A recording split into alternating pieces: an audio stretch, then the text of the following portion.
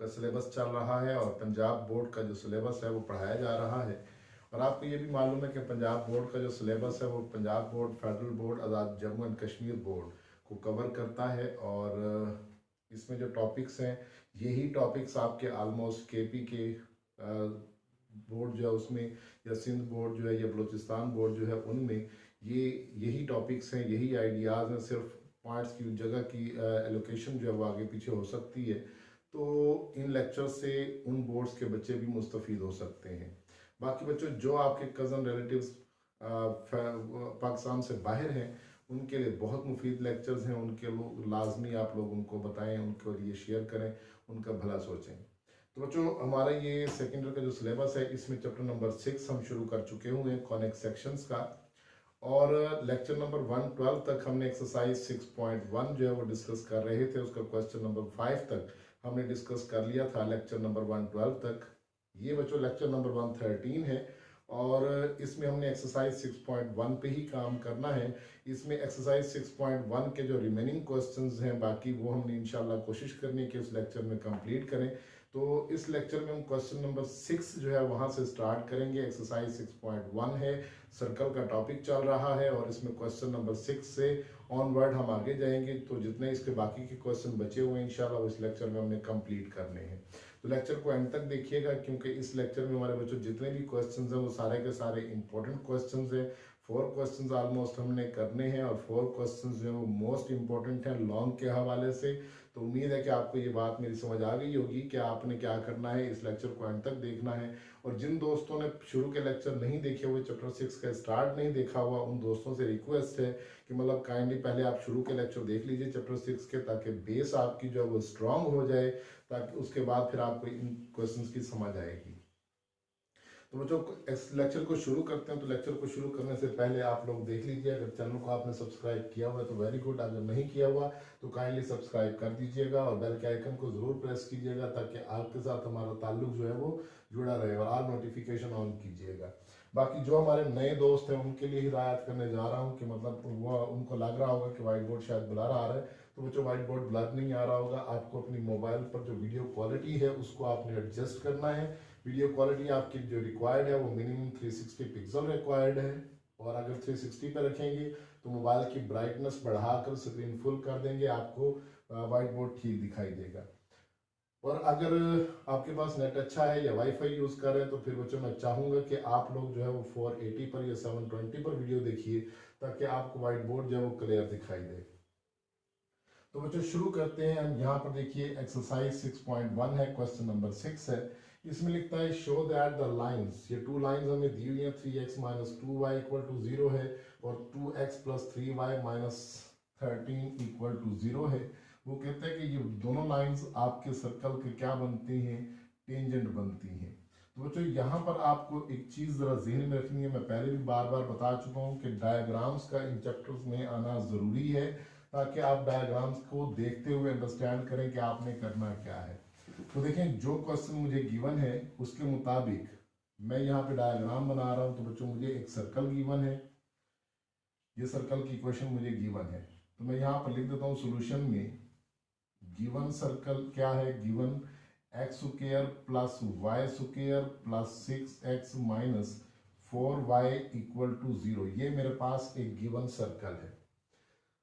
तो dear students हमने करना क्या है, हमने करना है जी एक लाइन हमें दी हुई है, ये लाइन हमने इसको सर्कल का टेंजेंट प्रूफ करना है। देखें ये लाइन दी हुई है, इस लाइन की इक्वेशन है 3x minus 2y is equal to 0। तो मुझे इसको लाइन को इस सर्कल का टेंजेंट जो है वो प्रूफ करना है। तो बच्चों आप लोगों को ये बात समझनी है, ये कंसेप्ट आप लोगों ने क्लियर करना है कि जो भी लाइन सर्कल को एक पॉइंट पर छू कर गुजरती है वो सर्कल का टेंजेंट कहलाती है। और उस टेंजेंट लाइन की खूबी ये होती है कि उस टेंजेंट लाइन का अगर सेंटर से डिस्टेंस लिया जाए तो वो डिस्टेंस किसके बराबर होता है बच्चों, रेडियस के बराबर होता है। यानी अगर टेंजेंट लाइन का सेंटर से डिस्टेंस लिया जाए तो वो डिस्टेंस किसके बराबर होगा, रेडियस के बराबर होगा। तो अब यानी मुझे क्या करना है, सर्कल का सेंटर मालूम करना है, सर्कल का रेडियस मालूम करना है। दो चीजें तो पहले रिक्वायर्ड है, एक सर्कल का सेंटर और एक सर्कल का रेडियस। तो चलें जी बच्चों, पहले हम सर्कल का सेंटर और रेडियस मालूम कर लेते हैं। सर्कल का सेंटर और रेडियस मालूम करने का तरीका हम प्रीवियस क्वेश्चंस में सीख चुके हैं, और क्वेश्चन नंबर 2 जो इस एक्सरसाइज का हमने सॉल्व किया था जिस लेक्चर में, उसको अगर आप देखेंगे तो फर्दर आपको रेडियस और सेंटर मालूम करने का तरीका समझ आ जाएगा। तो यहाँ पर बच्चों हमने क्या किया था कि जो x का कोफिशिएंट है उसको 2g कहा हुआ था कि 2g जो है वो किसके इक्वल है, 6 के इक्वल है। और y का जो कोफिशिएंट था उसको हमने 2f कहा हुआ था कि y का जो कोफिशिएंट है वो 2f है, 2f की वैल्यू -4 हो जाएगी। और जो इसमें कांस्टेंट टर्म होती है वो हमें c कहते हैं, तो c की कीमत जो है वो हमारे पास क्या लिखी हुई है, 0 लिखी हुई है, क्योंकि कांस्टेंट इस इक्वेशन के अंदर मौजूद नहीं है। तो लिहाजा g की वैल्यू हो जाएगी हमारे पास 3 और f की वैल्यू हो जाएगी बच्चों हमारे पास -2, और ऑब्वियसली c जो है वो क्या रहेगा, 0 रहेगा। अब मुझे सेंटर मालूम करना है, तो बच्चों सर्कल का जो सेंटर है उसको मैं लिख देता हूं कि सेंटर हमारे पास है जी -g, -f। तो अब आपने g और f की कीमत यहाँ पर दर्ज करनी है, तो g का साइन चेंज हो जाएगा -3, f का साइन चेंज हो जाएगा 2। तो ये बच्चों आ गया सर्कल का सेंटर -3, 2। अब हमने सर्कल का रेडियस मालूम करना है, तो रेडियस का फार्मूला होता है √g² plus f square minus c. तो आप लिखेंगे √g का स्क्वायर, g क्या है 3 है, 3 का स्क्वायर 9 हो जाएगा, प्लस f की वैल्यू है -2, तो -2 का स्क्वायर 4 हो जाएगा, और c की वैल्यू 0 है तो -0 कर देंगे। तो अल्टीमेटली बच्चों इसका आंसर आ जाएगा √13। अब यहां से आगे चलते हैं, यहां से आगे हमने क्या करना है। देखिए सर्कल का मैंने सेंटर मालूम कर लिया, सर्कल का सेंटर है जी -3, 2, और सर्कल का रेडियस है √13।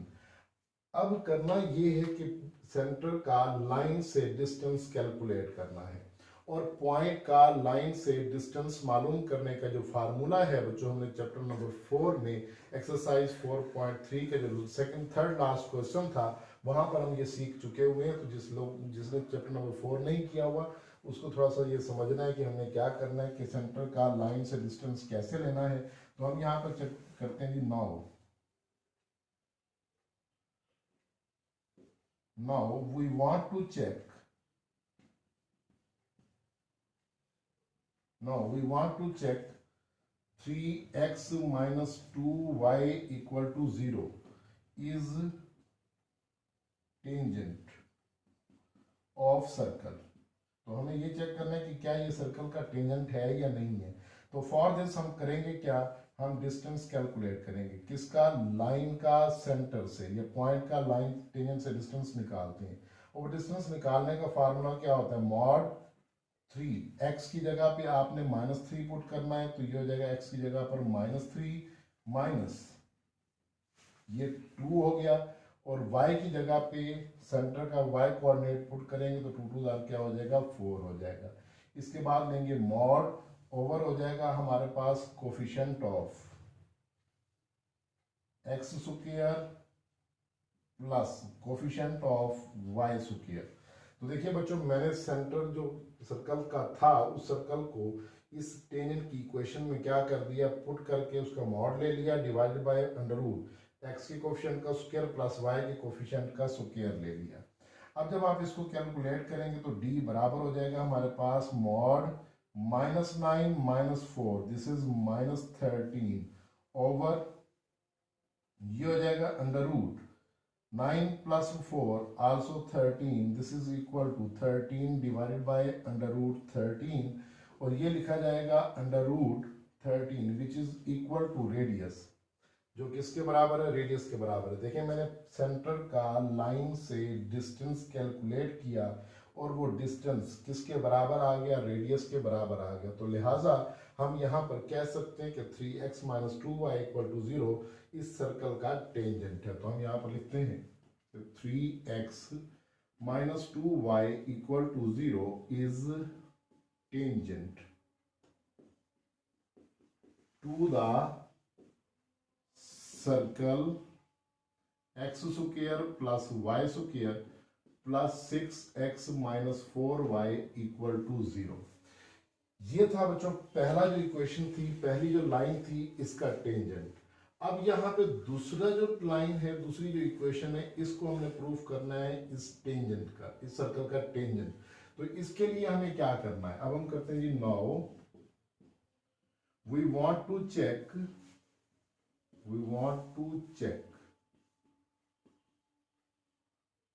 2x plus 3y minus 13 equal to 0 is tangent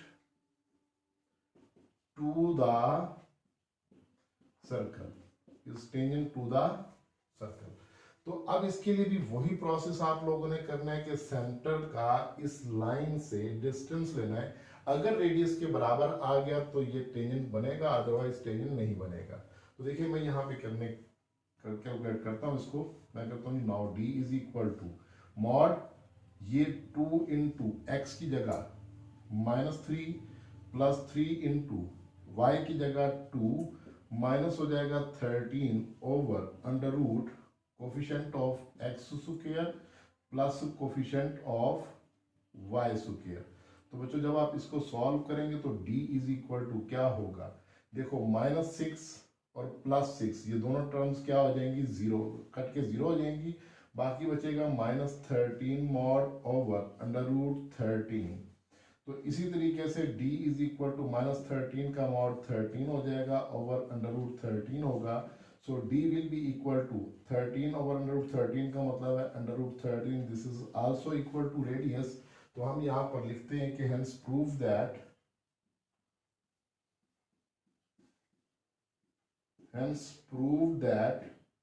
both the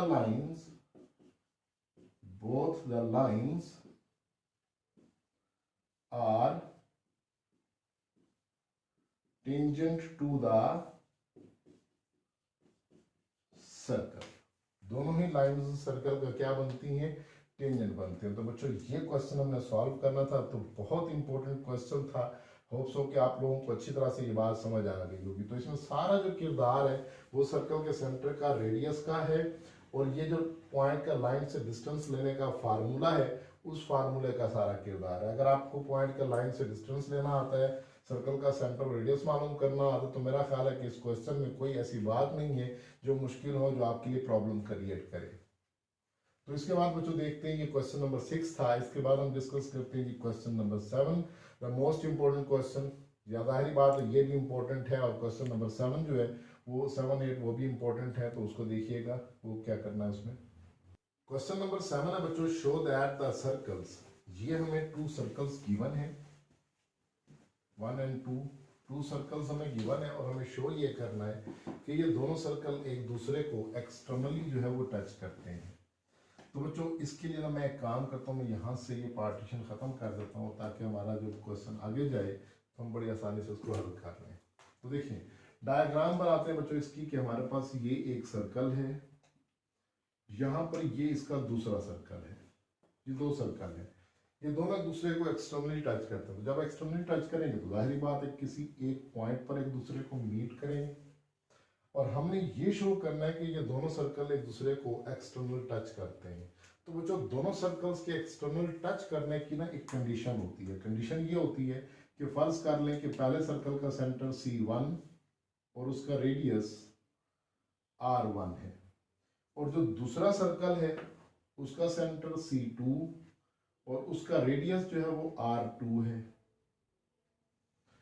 अब मैं अगर ये शो करना चाहता हूं कि दोनों सर्कल एक दूसरे को एक्सटर्नली टच करते हैं, तो बच्चों कंडीशन हमें कौन सी फुलफिल करनी है, देखिए कंडीशन हमें फुलफिल करनी है कि C1 और C2 के दरमियान जो डिस्टेंस होगा, यानी दोनों सर्कल्स के सेंटर के दरमियान जो डिस्टेंस होगा, और ये डिस्टेंस हम डिस्टेंस फार्मूले से कैलकुलेट करेंगे, ये जो डिस्टेंस होगा ये बराबर होगा R1 प्लस R2 के, यानी ये दोनों सर्कल के जो रेडियाई हैं इनके सम के बराबर होगा।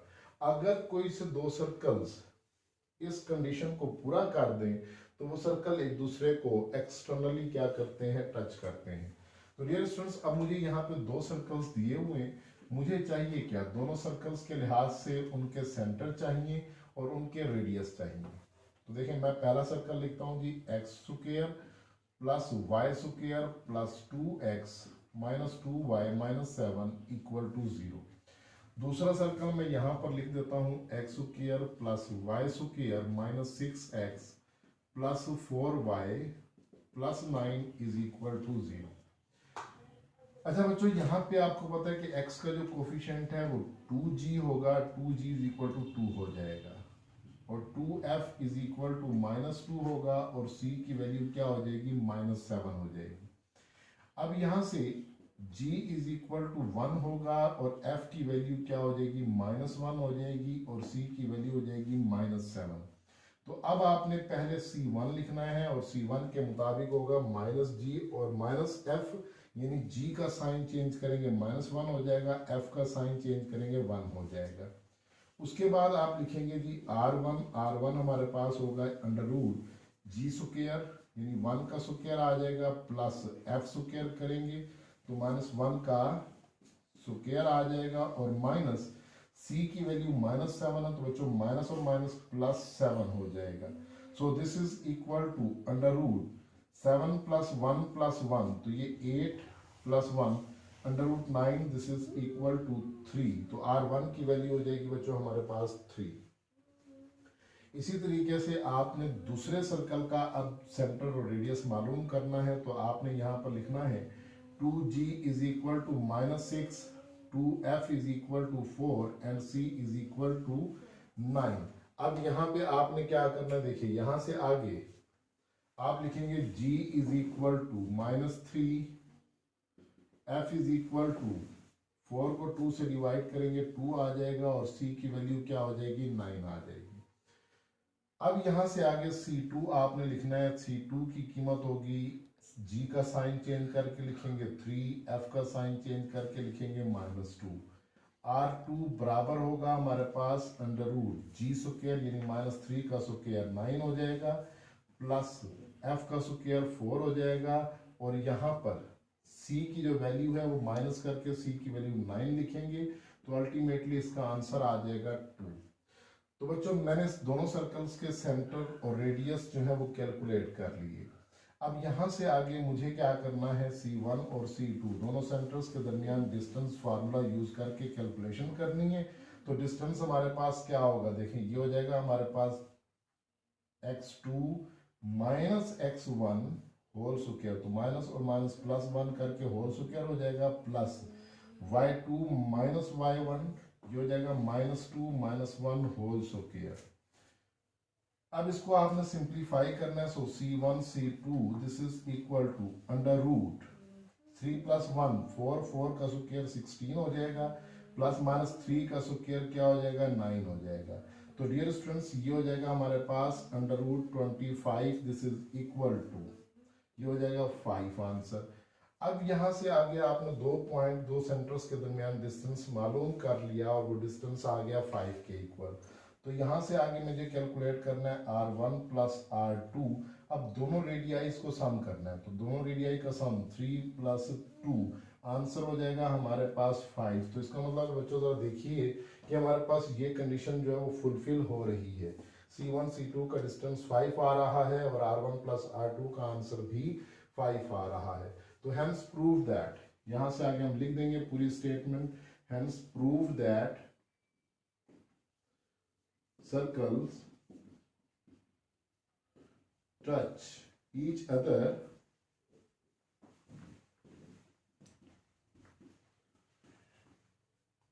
externally। तो बच्चों ये था हमारे पास क्वेश्चन नंबर 7। अच्छा, क्वेश्चन नंबर 8 जो है वो भी सिमिलर क्वेश्चन है, लेकिन उसमें सिर्फ आपने ये शो करना है कि सर्कल जो है वो एक दूसरे को इंटरनली टच करते हैं। तो बच्चों इंटरनल टच करने की कंडीशन जरा देख लेते हैं। तो इंटरनल टच करने की कंडीशन क्या है, ये हमारे पास एक सर्कल है C1, सर्कल के अंदर दूसरा सर्कल है, इसे कहते हैं इंटरनली टच करना, यानी दूसरा सर्कल अंदर से एक पॉइंट पे टच कर रहा है। तो इसमें जिस कंडीशन को आपने फुलफिल करना है, ये क्वेश्चन नंबर 8 है, इसमें जिस कंडीशन को आपने फुलफिल करना है वो कंडीशन क्या है, C1 C2 के दरमियान जो डिस्टेंस होगा, यानी दोनों सेंटर्स के दरमियान जो बच्चों डिस्टेंस होगा, वो डिस्टेंस बराबर होगा आपके पास R1 माइनस R2 मॉड के। मॉड इसलिए लगा रहे हैं ताकि आंसर जो है वो पॉजिटिव रहे, आंसर नेगेटिव ना रहे। एडिशन में चूंकि आंसर पॉजिटिव ही आता है, नेगेटिव आ ही नहीं सकता, तो इसलिए यहाँ पर मैंने मॉड इस्तेमाल नहीं किया। इसमें आप मॉड इस्तेमाल कर लेंगे कि अगर -3 आ रहा है तो उसका आंसर जो मॉड लेके +3 हो जाएगा। तो आपने करना सारा का सारा यही काम है। आपने बच्चों ऐसे ही पहले सर्कल का सेंटर C1 और R1 निकालना है, सेंटर C2 और R2 निकालना है, दोनों पॉइंट्स के दरमियान डिस्टेंस फार्मूला यूज करना है। उसके बाद जो आखिरी स्टेप है इसमें सिर्फ आपने ये करना है कि R1 + R2 की बजाय R1 - R2 करेंगे और आपकी लेफ्ट साइड राइट साइड क्या हो जाएगी, शो हो जाएगी। तो आप कहेंगे hence prove that circle touch each other internally. तो उम्मीद है कि आप लोग ये कर लेंगे। तो आप लोगों के बिहाफ पर और इस कॉन्फिडेंस पर मैं ये क्वेश्चन ड्रॉप कर रहा हूँ कि आप कर सकते हैं। तो इंशाल्लाह उम्मीद है कि आप कोशिश करेंगे।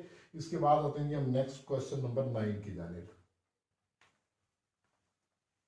क्वेश्चन नंबर 9 है बच्चों, find equations of the circle of radius 2 and tangent to the line x - y - 4 at the point A 1, -3।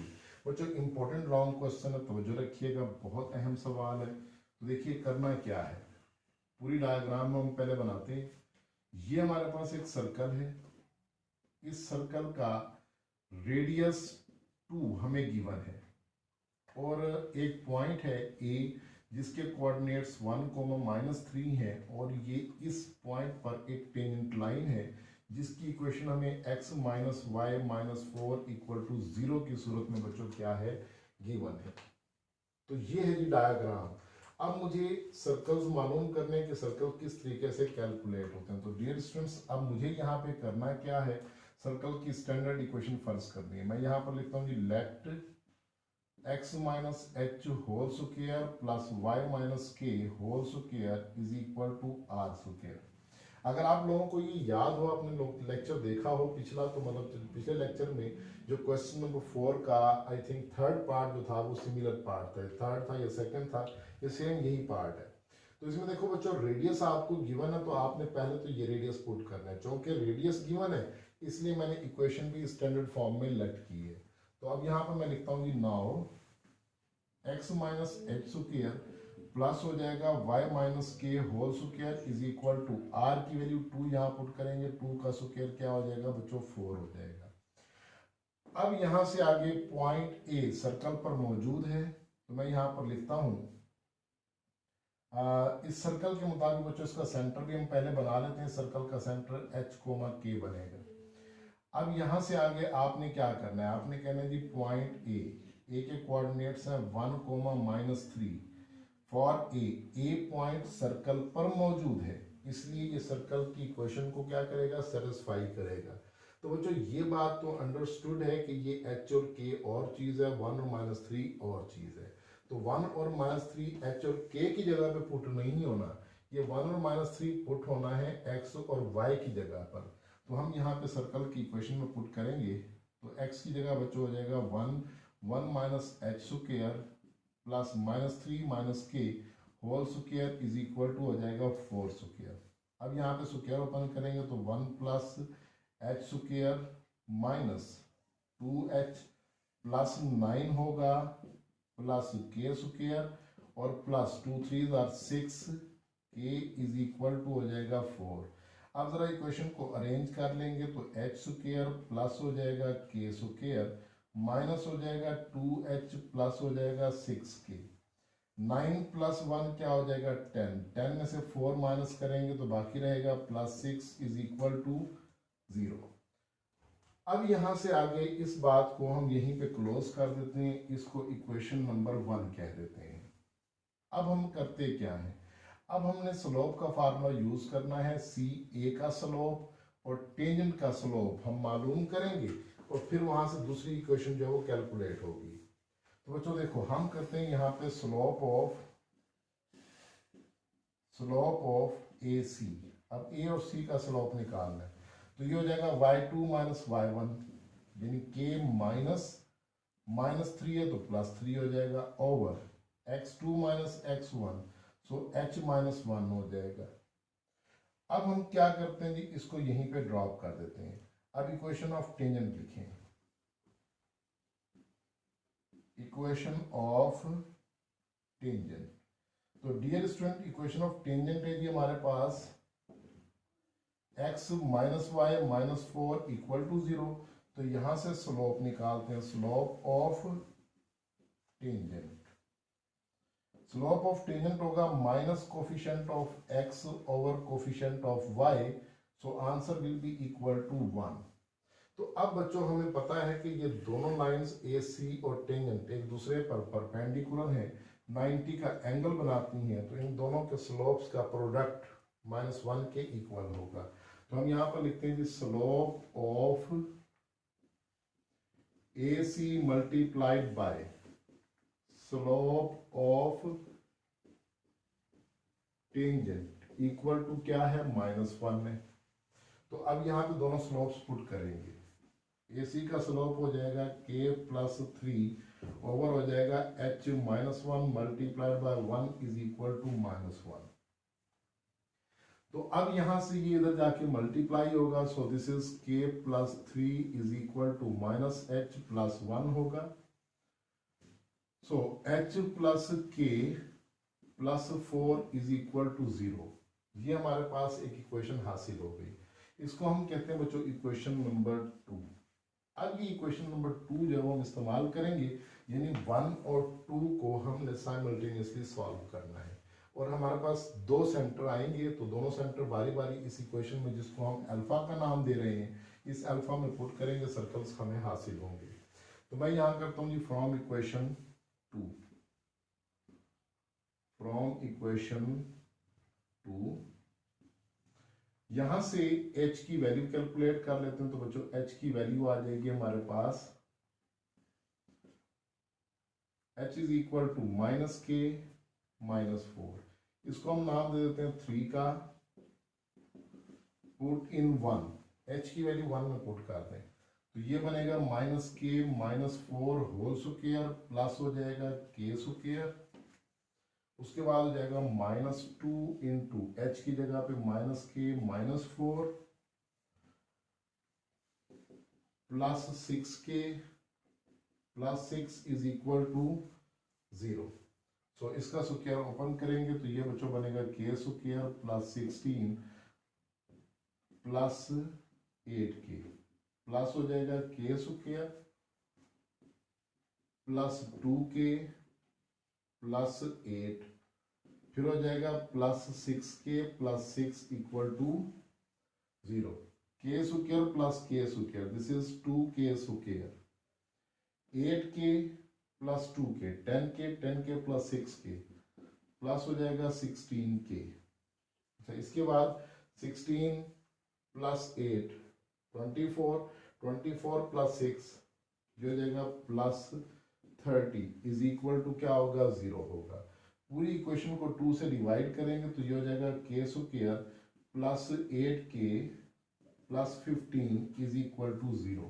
अब यहाँ से बच्चों आपने k की दो वैल्यूज हासिल करनी है, तो k की दो वैल्यूज आपको जो मिलेंगी, एक k की वैल्यू मिलेगी आपको -3 और एक k की वैल्यू मिलेगी -5। ये क्वाड्रेटिक इक्वेशन है, ये फैक्टराइजेशन करके मैंने वैल्यूज हासिल कर ली।